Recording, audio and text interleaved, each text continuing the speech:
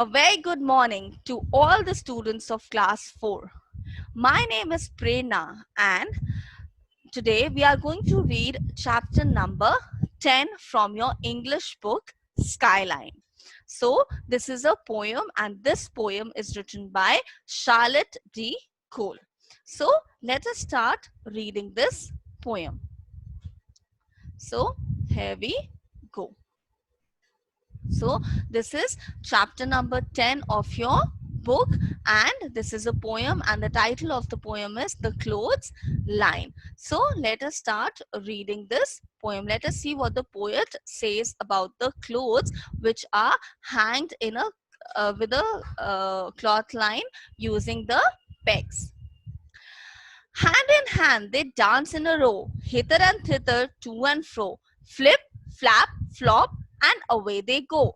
Fluttering creatures as white as snow. Like restive horses, they caper and prance. Like fairy tales, witches, they wildly dance. So now in the first stanza, the poet is talking about the dancing movement of the clothes. So the poet is saying that when these clothes are hanged on a cloth line using pegs, so this is what you call as pegs. Okay, so the poet is saying when these clothes, when they are hanged in a line, in a cloth line using the pegs and the wind is blowing really fast, so you see it seems that and the wind is blowing really fast, these clothes, they dance in different directions. So hither and thither refers to various directions, to and fro. So to means in front and fro means back. So in various directions these clothes are dancing. Flip, flap, flop, and away they go.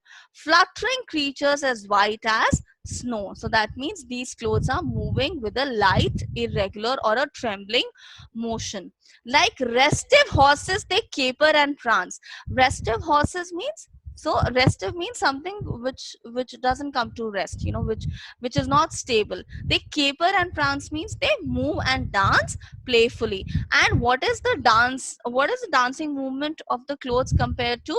Like the fairy tale witches, they wildly dance. Let us see what the poet says about the clothes in the second stanza. Round in front but hollow behind, they shiver and skip in the merry March wind. One I saw dancing excitedly, struggling so wildly till she was free. So now the poet is saying that, when these clothes are dancing in different directions, a few of them, they start shivering when it is very cold. And one of the clothes the poet is talking about, that this cloth was dancing very excitedly so that it could be free from the grip of the pegs. Then leaving pegs and clothesline behind her, she flew like a bird and no one could find her. So one of the clothes has now flown away and it is free from the pegs and the cloth line, and it has flown away like a bird.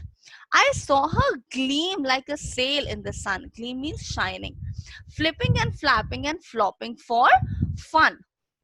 Nobody knows where she can now be, hid in a ditch or drowned in a hid in a ditch or drowned in a sea. So now the poet is saying that maybe the piece of cloth which has flown away, which is free from the grip of the pegs, which has left the clothes line, it could either be in a ditch. What is the meaning of ditch? It is a narrow channel which is dug at the side of the road or a field, and it is very deep. So the poet is saying that either it could be in that ditch or it could have drowned in a sea. But what is this piece of cloth that the poet is talking about? She was my handkerchief not long ago, but she will never come back to my pocket, I know. So the poet was talking about the handkerchief that belonged to the poet, and now the handkerchief is gone forever and no one knows whether it is there in a ditch or it has drowned into a sea. But one thing that the poet knows for sure is that the handkerchief is never going to come back into a poet's pocket. So next time, when the wind is blowing really fast, see how the clothes are dancing in different directions, flip, flap, and flop to and fro. But make sure that before, just like the poet's handkerchief is gone, make sure that you take off the clothes from the pegs already and you put them into your room. So I hope all of you enjoyed reading this poem. Thank you so much.